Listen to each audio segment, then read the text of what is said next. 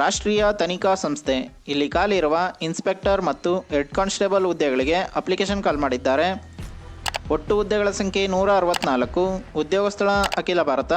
ಈ ಒಂದು ಹುದ್ದೆಗೆ 25,000 ಇಂದ 1,42,000 ತನಕ ಪ್ರತಿ ತಿಂಗಳು ಸ್ಯಾಲ್ರಿ ಬರುತ್ತೆ ಅಂತ ಹೇಳಿದ್ದಾರೆ.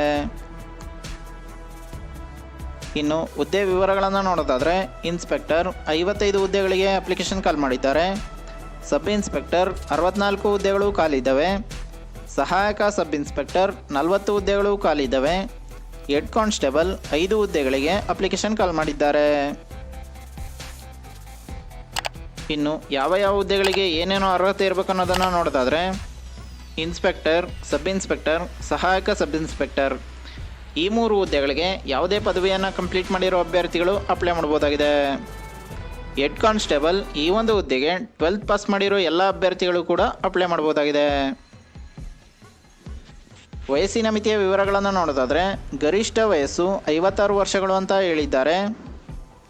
ಇನ್ನು ಈ ಒಂದು ಹುದ್ದೆಗೆ ಆಯ್ಕೆ ಪ್ರಕ್ರಿಯೆ ಯಾವ ರೀತಿ ಇರುತ್ತೆ ಅಂದರೆ ಲಿಖಿತ ಪರೀಕ್ಷೆ ಮತ್ತು ಸಂದರ್ಶನ ಈ 2 ಸ್ಟೇಜ್ಗಳ ಮೂಲಕ ನಿಮ್ಮನ್ನು ಸೆಲೆಕ್ಷನ್ ಮಾಡ್ಕೋತಾರೆ ಅಂತ ಹೇಳಿದ್ದಾರೆ. ಇನ್ನು ಯಾವ ಹುದ್ದೆಗಳಿಗೆ ಎಷ್ಟೆಷ್ಟು ಸ್ಯಾಲ್ರಿ ಬರುತ್ತೆ ಅಂತ ನೋಡೋದಾದರೆ ಇನ್ಸ್ಪೆಕ್ಟರ್ ಈ ಒಂದು ಹುದ್ದೆಗೆ 44,000 ಇಂದ 1,42,000 ತನಕ ಸ್ಯಾಲ್ರಿ ಬರುತ್ತೆ. ಸಬ್ ಇನ್ಸ್ಪೆಕ್ಟರ್ ಈ ಒಂದು ಹುದ್ದೆಗೆ 35,000 ಇಂದ 1,12,000 ತನಕ ಸ್ಯಾಲ್ರಿ ಬರುತ್ತೆ. ಸಹಾಯಕ ಸಬ್ ಇನ್ಸ್ಪೆಕ್ಟರ್ ಈ ಒಂದು ಹುದ್ದೆಗೆ 29,000 ಇಂದ 92,000 ತನಕ ಸ್ಯಾಲ್ರಿ ಬರುತ್ತೆ.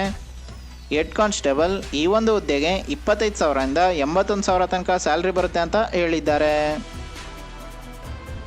ಇನ್ನು ಈ ಒಂದು ಹುದ್ದೆಗೆ ಹೇಗೆ ಅಪ್ಲೈ ಮಾಡೋದು ಅಂತ ನೋಡೋದಾದರೆ SP NIA head quarters CGO complex ಎದುರು ಲೋಧಿ ರಸ್ತೆ ನವದೆಹಲಿ 110003 ಈ ಒಂದು ಅಡ್ರೆಸ್ಗೆ ಡಿಸೆಂಬರ್ 26, 2024 ಅಥವಾ ಅದಕ್ಕಿಂತ ಮೊದಲು ನಿಮ್ಮ ಅಪ್ಲಿಕೇಶನ್ ಕಾಪಿನ ಸೆಂಡ್ ಮಾಡಬೇಕಾಗಿರುತ್ತೆ.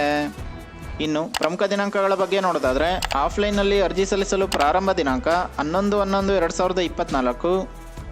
ಆಫ್ಲೈನ್ನಲ್ಲಿ ಅರ್ಜಿ ಸಲ್ಲಿಸಲು ಕೊನೆಯ ದಿನಾಂಕ ಡಿಸೆಂಬರ್ 26, 2024 ಅಂತ ಹೇಳಿದ್ದಾರೆ.